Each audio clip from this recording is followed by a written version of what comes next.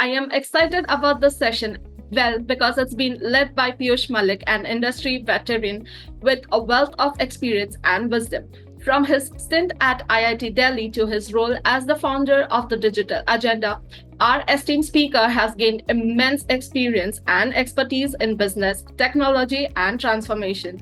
He is not just a seasoned entrepreneur, but he also serves a startup executive, board advisor, and business transformation expert. So let's get ready for an enlightening session. And Piyush, we are privileged to have you here. You can take it from here. Thank you, Tulsi. Alok, thanks for the introductory comments. Let me see if I can share my screen and you can tell me if I'm visible. This is a series, and today's session is first in that segment. Alok has already given introduction about what this is about and the importance from his perspective. He's a serial founder, and obviously my background has been shared as well. I call myself initially as an entrepreneur because I worked in corporate for the last 20 plus years before getting into the startup world, before being entrepreneurial. But entrepreneurial skills and entrepreneurial skills are complementary, and they dovetail into each other. And we'll see how that goes as we go in this series. Today's, as I mentioned, this is a 3-part series. Today is part number 1, where we focused on state of jobs and future of work. The next one is where we get next Sunday, same time, we'll get into the entrepreneurial skills and team building core of it. And third part would be where the leadership skills and the need for speed and why now will be discussed. So with that, here's the agenda of the specific topics today we'll be covering, and what it means to be future ready, and how can we get ready for the gig economy. And there's a couple of frameworks that I have through my experience as well as through my reading that I'll be sharing with you. And these are from the distilled experience of these 3 decades, having worked in multiple companies, having served more than 100 clients across 40 different countries, that I come to you. And obviously my focus has been on data and applied AI skills in the past. We'll talk more about my details. If anyone is interested, we can get into that later. But please feel free to ask questions through the chat window. The moderators will let me know. And let's look at where the job market is today. Today, everywhere you look, again, this is not new. For the last few years, it's been news about job losses, not only in the US, but around the world. And the latest, this I saw a couple of days back, November 4th, manufacturing sector job losses, a huge number in the last 3 months. Then I saw tech jobs being lost, and till now in 2024 we've lost more than 130,000 tech jobs in the tech industry, which is different from the manufacturing sector.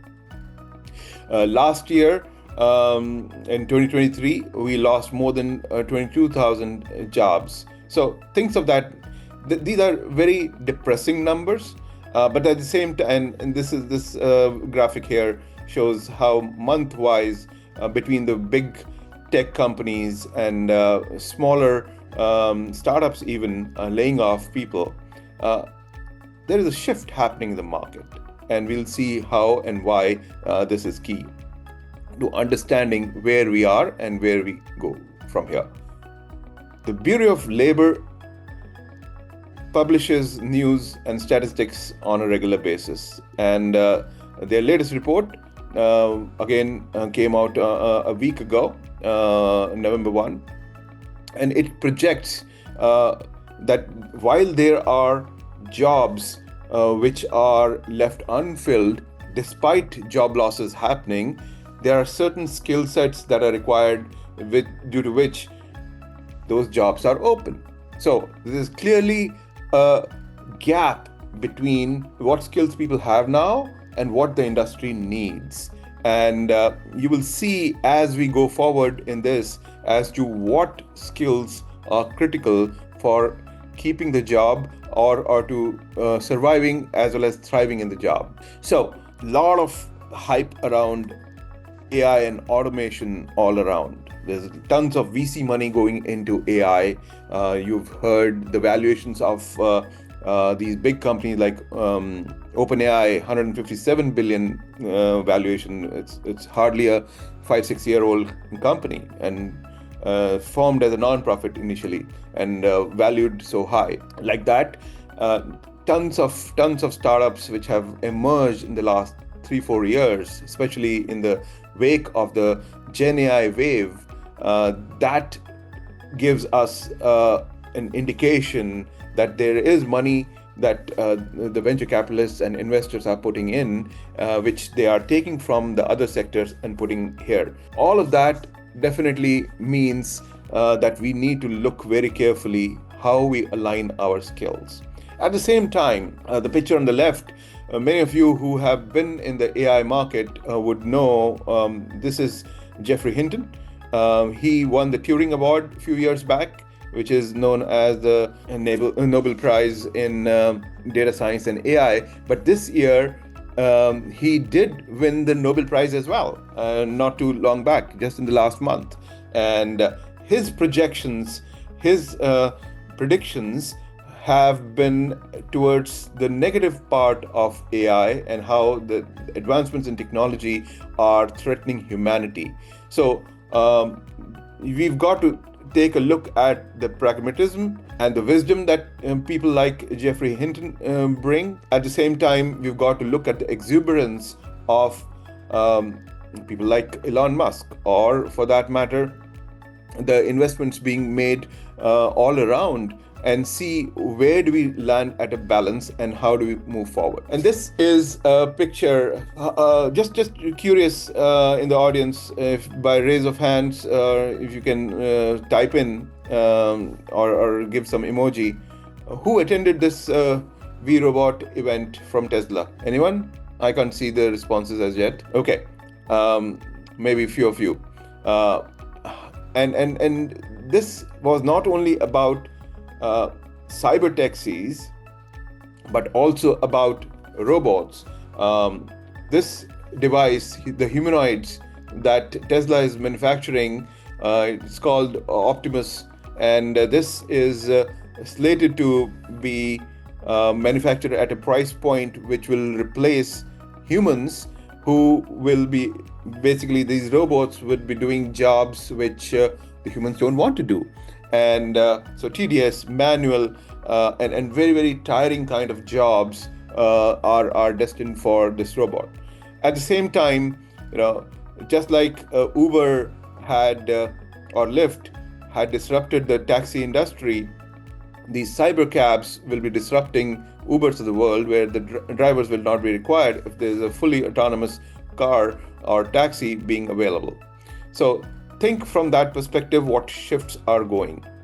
And in the same vein, how many of you attended this event, which obviously was broadcast live, but people in near the launch pad would have been able to see this, when a rocket went into space, and within a few minutes it came back. It's like coming at massive speed,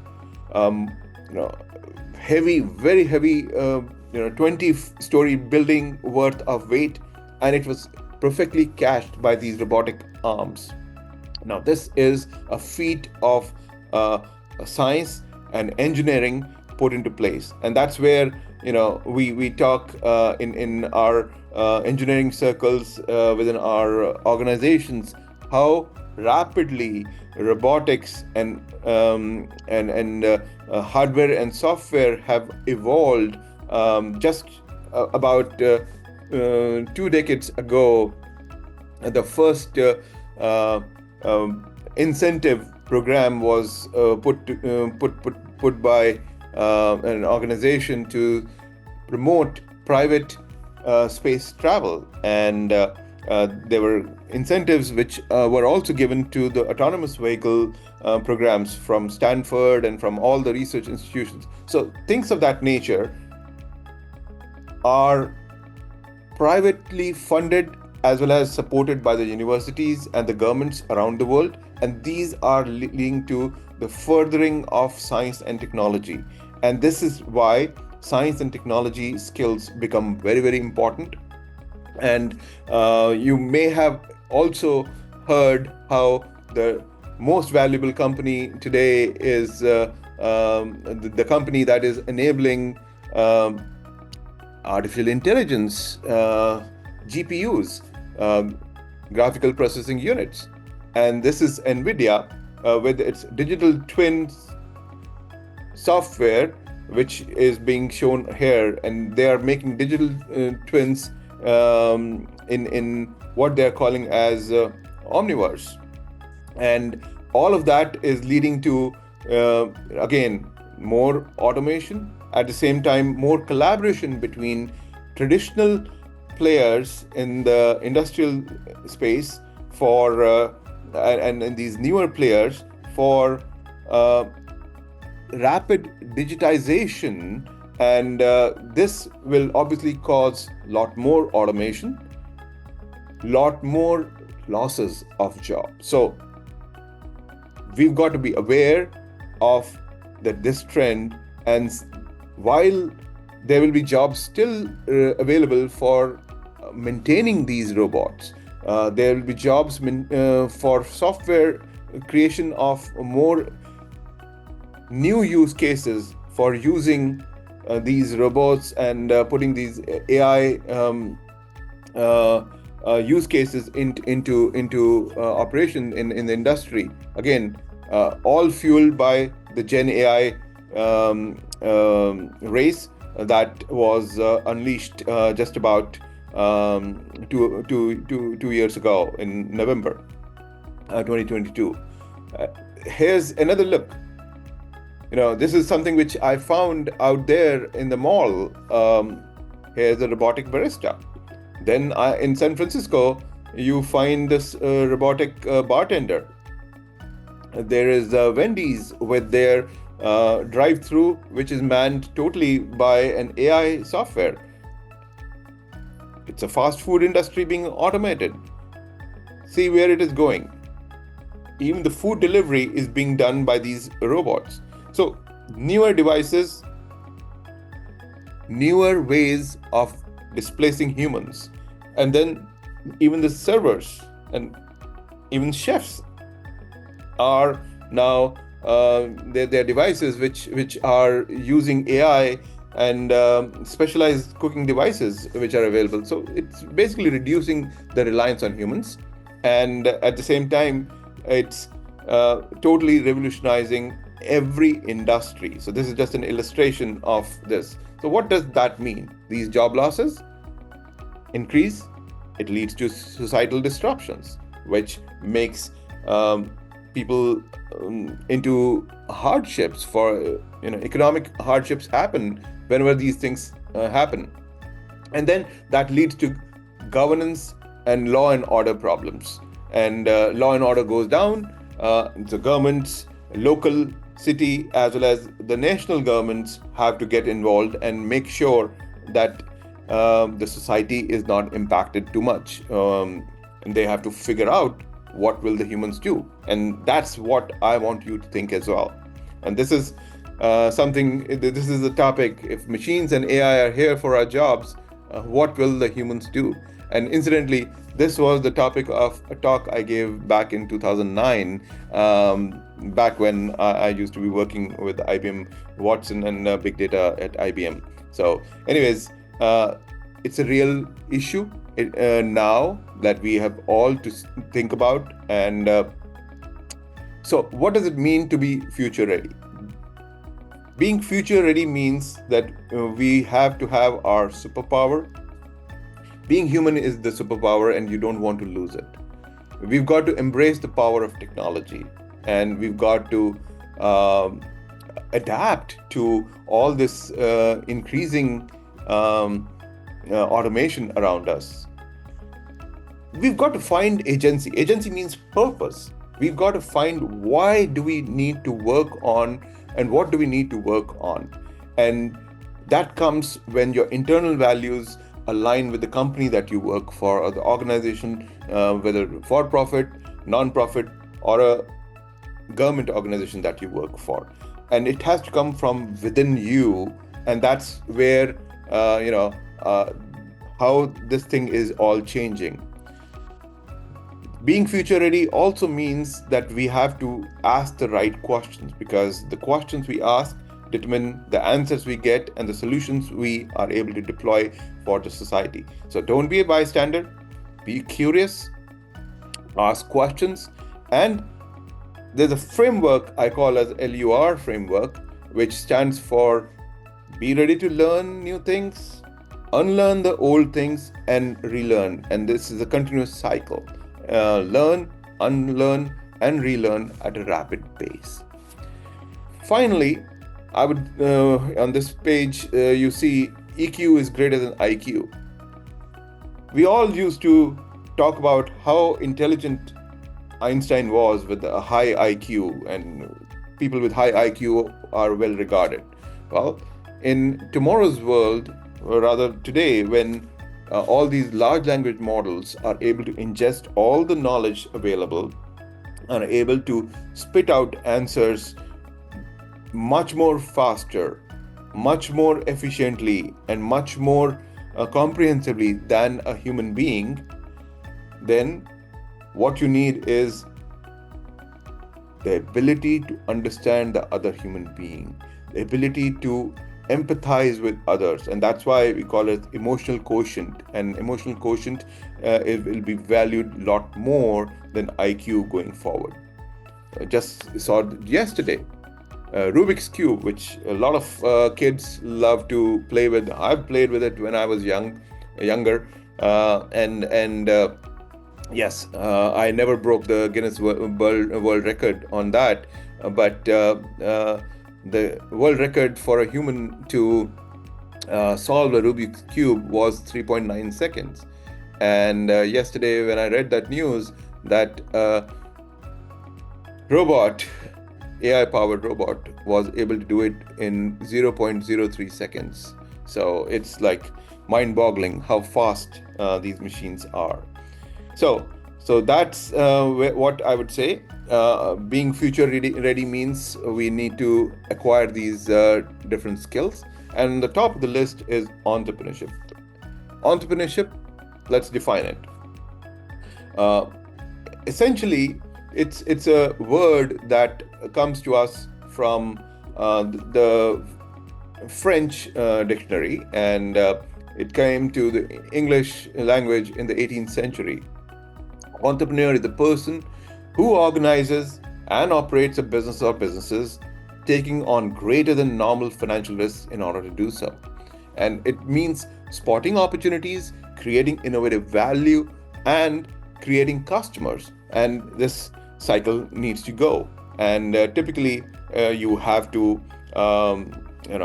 continue to learn at a rapid pace and learn from the market and, adapt your product or service according to the needs, and give greater value to your customers so that you get repeat customers or referral customers. So it's all about creating value. So a lot of people also think of entrepreneurship is when you can be your own boss. True. Absolutely true. But it needs the risk-taking ability. It needs the ability to turn innovative ideas into reality. And I would like you to be aware that not all entrepreneurship is about technology, software, or inventions. There can be other kinds of entrepreneurship as well. Small and medium-sized businesses, having a franchise is also entrepreneurship. And while we in Silicon Valley always relate entrepreneurship and startups to technology or hardware or software-based enterprise, I was pleasantly surprised. Recently, I was a judge at startup pitch fest, and I saw the prize winner, the grand prize winner of $1 million. That person was doing a startup which does nothing but bores hole inside the core of the earth. And yes, there are businesses which can be made possible. They have invented a special flame device for that. So that's entrepreneurship. Yes, they use technology, but they use engineering, they use innovation, they have patents. But entrepreneurship is a lot more about getting things to work, going from a requirement or an unmet need to a solution that the market wants, that the society wants. And of course, in Silicon Valley, entrepreneurship is also synonymous with hustle culture. Now, whether it's good or bad, I won't comment on this. That can be a further discussion. But I want to ask the audience here. We've got a good number of 30 plus people, I believe, here. Are farmers entrepreneurs? You can unmute yourself and say anyone.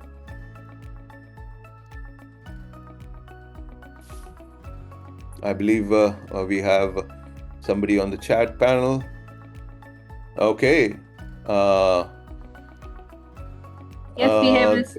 Yes, we have. On the personal, we have received from Rakesh Vaibhav saying yes, the farmers are entrepreneurs. We have also received it from Shandy as well.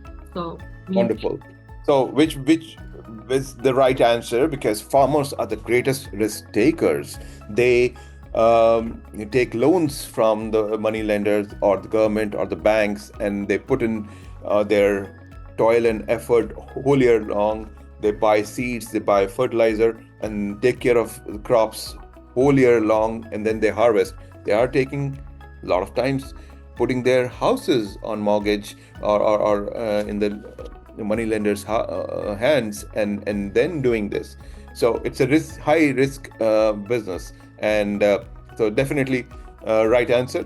So thank you for that. So, are there any questions? I'll take a pause here at this midway mark. There's a question from Kumu Gupta. She's asking, is it relevant to this topic? It doesn't seem relevant to this topic. Okay. Then we'll address this towards the end. Okay. I think so. You must have received some question personally. If you can check the chat box if possible. Okay. Yeah, I'll take questions if they are relevant to the topic, and we'll come to that towards the end. Let me continue in that case. Why entrepreneurship matters more now? How many of you have heard of the gig economy? People like, doing odd jobs. People, driving Lyft, driving Uber Eats. Right? Those are incidental workers, because corporate jobs are shrinking, and because of rapid adoption of automation and AI, full-time jobs, just like in our parents' generation, people used to join a company or a government job and be there for 20, 30, 40 years. And then retire from there after 40, 45 years. That's not going to happen. We have already started seeing a lot of us have been changing jobs every few years. And in millennials, and especially Gen Z, they have very little patience level, and they want to grow rapidly, and they keep changing jobs. And a lot of another trend that I'm seeing is amongst millennials. I have a millennial daughter, and they have multiple streams of income. They have multiple things going on, job, side gig, and some creative thing. So things of that nature. So full-time jobs will decline, and skills-based part-time roles, people holding multiple concurrent jobs or gigs, will be more common. Example, Fiverr. You can bid for a job and basically get work done very cheaply by labor in different parts of the world where the currency conversion to dollar is favorable for the US folks to be able to give that work out and get it done very cheaply and sometimes of a higher quality. And these are like, this is where it started. Uber, Lyft driving and Fivers of the world. And then currently there are platforms where you offer your own expertise and make money. For example, if you are a advisor or a high-end consultant, you put yourself out there on intro, and you can charge anywhere between $300 to $500 an hour. Of course, if you are a technologist, there are roles available for lesser as well, on Fiverr. But again, it's how much value you are able to project and how the market balances between demand and supply. So that's the point I want to convey here, is that there are marketplaces for skills that exist, and we've got to tap into that and balance this in such a manner that people are able to make sustainable living wages. We don't want to exploit people, right? So fourth point here is being a job creator is seen as a valuable skill. So that's where entrepreneurship comes in.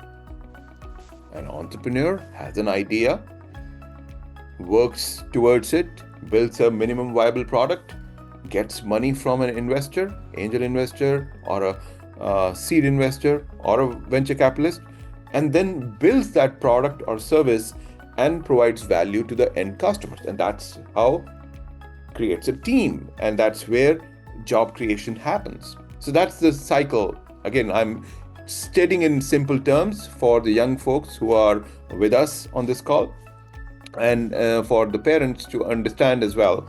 This is the perfect time to talk about getting into entrepreneurship.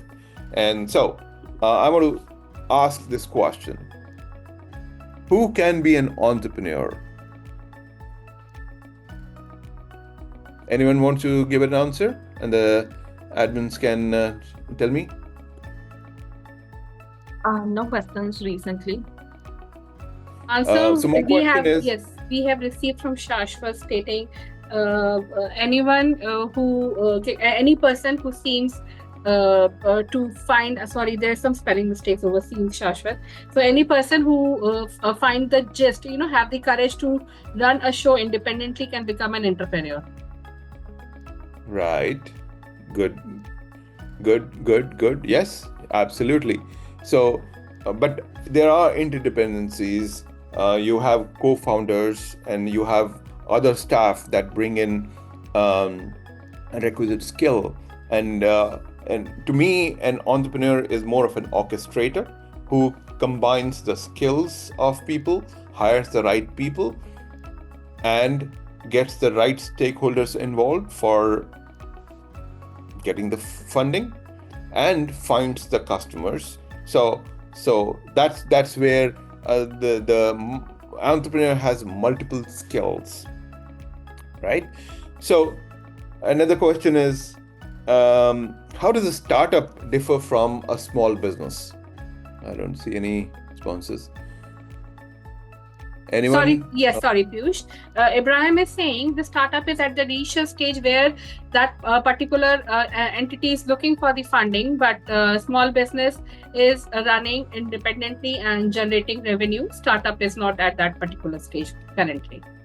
We also have one more answer coming from Amy.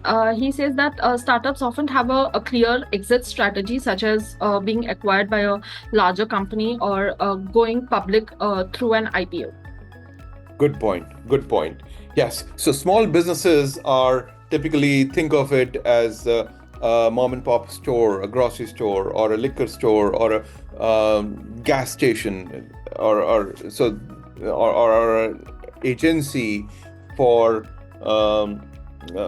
gas or any franchise of a chain, startup is typically funded by investors. It has high risk and high rewards. So, and typically when venture capitalists invest, they look at a success ratio of 1 in 100 of their startups will give them 100 to 1,000 time returns. Otherwise, not, more than 90% of their these startups wither away after the first 5 years. So some survive 1 year, some survive 2 years, but that's the statistic that is there from all the studies that have happened.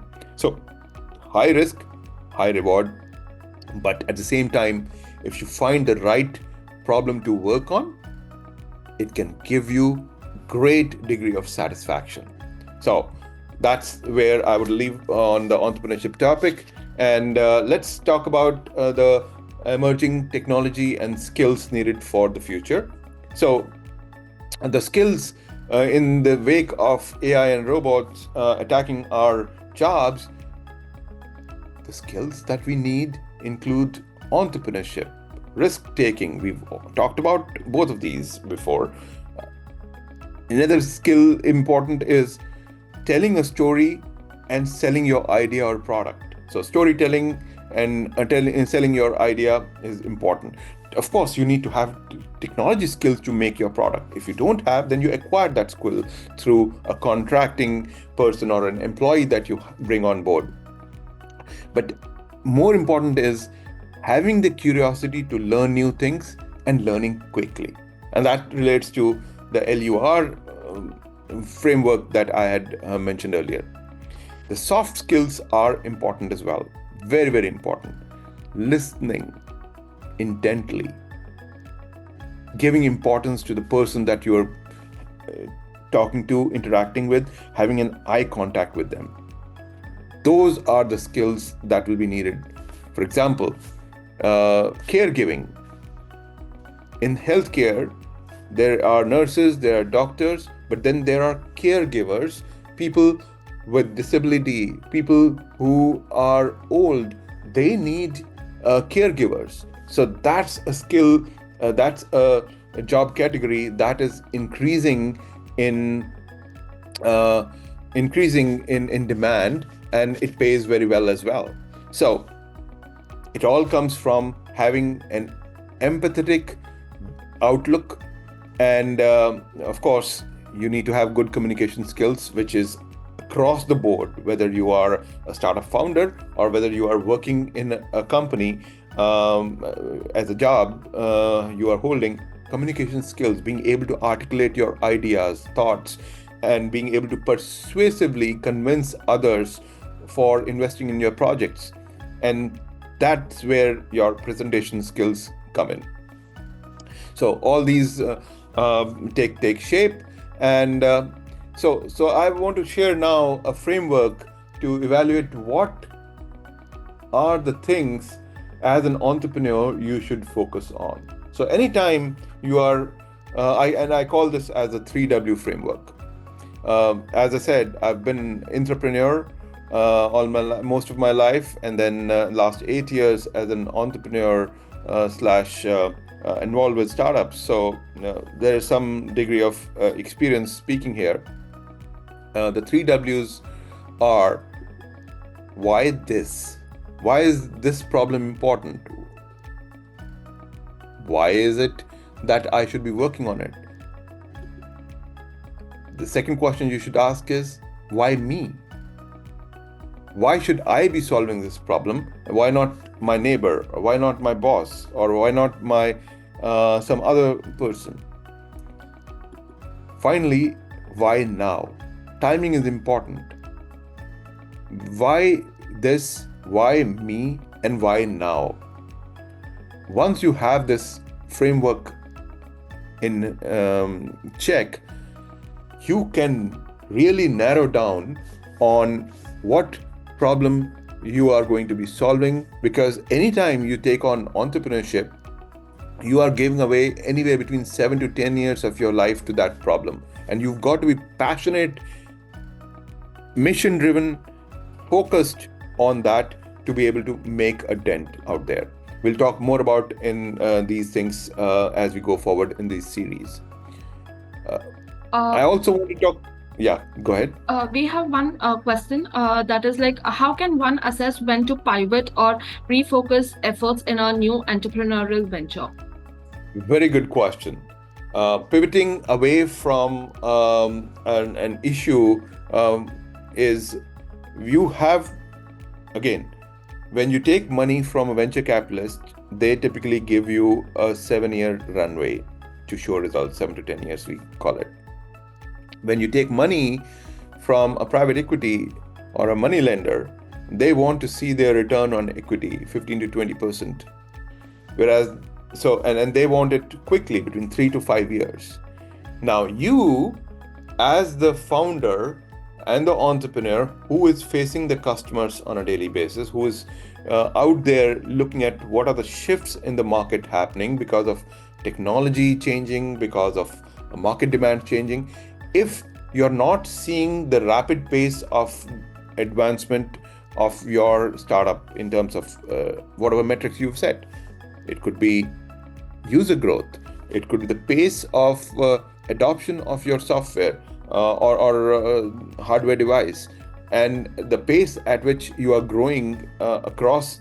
If you define your total addressable market as something, let's say you look at the total addressable market as $1 billion, and you are currently solving 1/10 of it, you know that you can grow to the bigger number, but you've got to prove yourself with your MVP, with your pilot solution, with some pilot customers, and see them succeed. And if you're not seeing that, then you've got to pivot. And I've got tons of stories about pivoting. We'll cover that in detail during the next session. Today, I'll just leave it at that and give you a chance to ask more questions in a moment. Let's cover the golden circle. The golden circle is something which Simon Sinek, who gave a TED talk, and he came out with this concept of the golden circle, and his book, Start With Why, and how great leaders inspire everyone to take action. Now, this golden circle, you notice this, the 3 concentric circles: what, how, and why. And what is more important is the core of it, which is why. And why, not everybody knows their why. Companies know what they do, companies know how they do as well. And it applies to not only companies, but people as well. But why they are doing what they are doing, a lot of times there's no clarity between the founders of the company and the employees in the company. So once you get to any problem and you are able to ask, I call this as a layers of an onion. If you can ask 3 consecutive whys, why, and you are able to convince that you are getting the right answer, then you move forward, and then you are not only capable of being yourself convinced, but also being able to convince others. And why is that important? You'll learn in a moment. It is important for the next principle that I want to share here. When initially, remember, I talked about the entrepreneurship be your own boss. Means, hey, you don't have to wake up early in the morning to go to office. You can take meetings and calls whenever you feel like. That's not the purpose of entrepreneurship. The entrepreneurship is getting to the why. The why is entrepreneurship is purpose, mission-driven work. And once you have aligned your internal values with that, once you have built a team which believes in the same values, then the boundary between work and fun becomes so narrow that you start enjoying work, and from whatever I have seen, the entrepreneurs constantly think 7 by 24 about their purpose and mission. And I have spoken with tons and tons of CEOs and entrepreneurs in the last decade plus, when I've been focused on understanding the startup market. They are just passionate about the problem they are solving, and they just continue to think about how do they grow their business. So, but are they stressed? Sometimes. But are they enjoying? Yes. So as long as you are enjoying without stressing your body, without getting into mental health issues, entrepreneurship is for you. Otherwise, look for an executive coach or an advisor who would be able to mentor you and who would be able to advise you to either pivot or take up a regular job. That's where a fine line comes. So now let's come to the ABS principle, which underscores a sense of entrepreneurship. The ABS here stands for, excuse me, always be selling. Well, many of you who are technologists like me, all their life think that selling is a dirty word. Yes, I admit, I was in that camp for almost 20 years.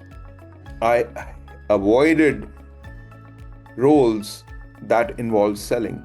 But come to think of it, as an engineer, as an architect, as a business unit leader, you have to sell your ideas to others. You have to get funding for your project from your boss. You have to be selling. And to prospective customers, to acquire revenue, to potential stakeholders and investors to raise money for running the venture, to employees that you want to recruit. You always have to sell. And that's why I say ABS principle is the foundation layer of entrepreneurship. And never be shy of roles while you are in current job. Acquire that skill. Look for opportunities to learn. Look for learning from mentors who are good at selling. And this is something which I want to highlight here. There are, I've worked with a lot of nonprofits as well, where we promote engineering excellence, like ASCI, American Society of Engineers of Indian Origin. I've worked with TIE, the Indus Entrepreneurs organization, and we make sure that we are guiding our members for future career, which is better than what they are doing, towards entrepreneurship. But what I'm seeing is the shift towards younger age. Catch them young is a phrase that I want to use here, because if you are able to inculcate the idea of entrepreneurship at a young age, the kids learn very fast. And I want to give you an example here. Earlier this year, we had the Moon Battle Conference, sponsored and organized by Moonpreneur. And I saw so many projects being presented by not only projects, but also startup ideas being presented by these young entrepreneurs who were hardly, they were not even 15, some as young as 7. And so 7 to 16 is the ideal range that I saw at the Moon Battle Conference, where they had gone through the program that Moonpreneur puts together to inculcate these skills. And that's why I've been a fan of this program. And we can tell you more towards the end about how do you encourage your child to get involved. How can you yourself benefit from it as well as parent, and how you can contribute towards your child's holistic development by getting involved, because there are science-based project kits, there are marketing and creative classes, all of that bundled into this beautiful program. So Moonpreneur folks will come and talk more about it, but let's move forward here. So why does it matter now? Because the times are changing. 9 to 5 jobs are a thing of the past. There's no 9 to 5 job. Even if you are working for a big corporation, you are constantly thinking about how do you make your customer successful? How do you make your product better? How do you come up with a breakthrough idea? How to file a patent? All of that are skills that you can gain from programs, enrichment programs like what Moonpreneur offers. And today, COVID has taught us. All of us were grounded in 2020, and we learned how to work from anywhere, and we can work from anywhere, we can work for anyone, and we can work on anything. Now, I, as a career management consultant through PwC and IBM realm, was always used to working from anywhere, because sometimes you are traveling to a client location in a different country, and a lot of times you're working from your home office. But now it's become such a common thing after COVID that people don't even want to get back to office. So these times definitely are changing. Another thing I want to make sure the young folks listening know, that what you study in college will be obsolete in 5 years. I certainly am not using what I learned in my undergrad or even in my postgrad, because you have to learn continuously from the market. You have to keep reading. You have to keep listening to podcasts. You have to keep reading either books or blogs, or go to conferences and things of that nature. So you got to focus on building skills that will keep you in the game, whether it is the entrepreneurship game or whether it is the entrepreneurship game. So soft skills and interpersonal skills are definitely needed. You need the skill of being curious, being creative, and ability to ask the right questions, and ability to be agile and quickly learn, unlearn, and relearn. Now, you'll notice I'm using these terms again and again. I just want to reinforce these, because this becomes the foundational skill that you need to not only acquire for yourself, but if you encourage your child to get at an early age, they will reap the benefit, because the world is the stage for them. They are competing against not only their classmates, they will be competing against anybody out there in the world who could be working from any location. And so, that said, given we are in the world of generative AI, obviously we want you to do your best. We want you to succeed. And with generative AI and with AI, everybody is now a programmer, everybody is a designer, everybody is a product manager. So there are tons and tons of tools available. Play with it.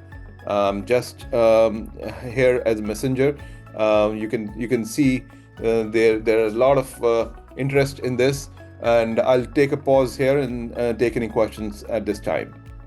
We have a question from Kumu Gupta. The person is asking, how much time and effort should you put on the AI for training versus other skills in tech space?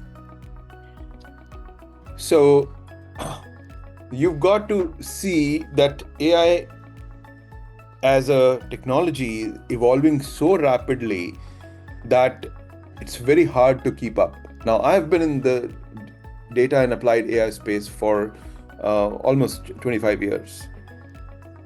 In the thick of things through IBM Watson, when I was delivering those projects with classical AI and now with generative AI through the digital agenda, I am still finding it very difficult to keep up because of the rapid pace at which these startups are coming up. But the rule of thumb is that every day, if I am able to devote at least 1 hour, if not 2, for keeping up, to read, to do the courses that these experts are, many of these are freely available.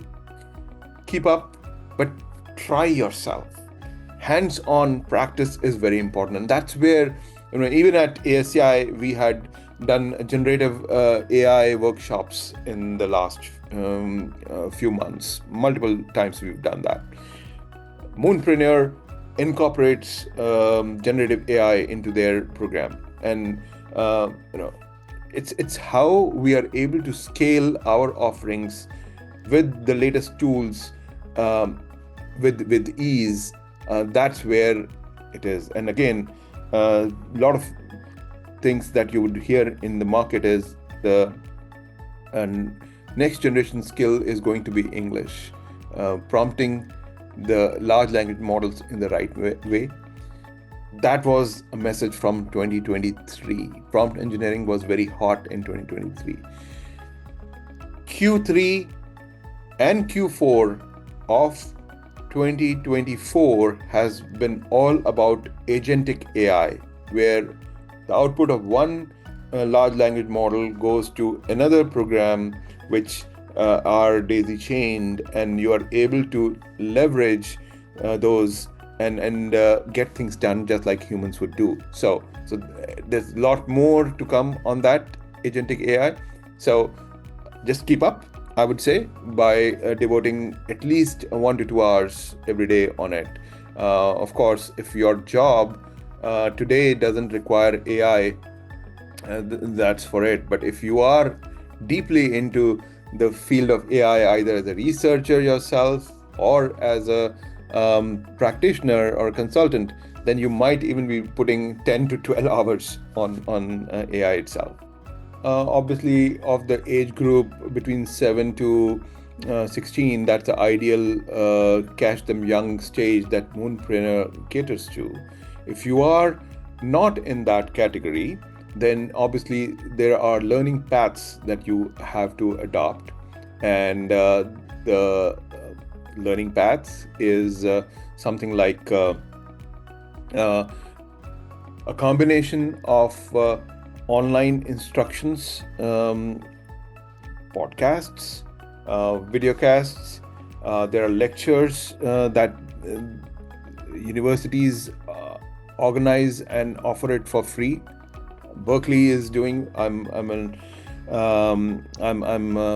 a mentor at University of California, Berkeley, to some startups there, and I see them getting the benefit of it. Stanford does these things, as well as MIT does these programs, and so all of these are available for you to leverage.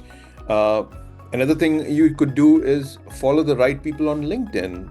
There are experts in AI or any sub field within AI.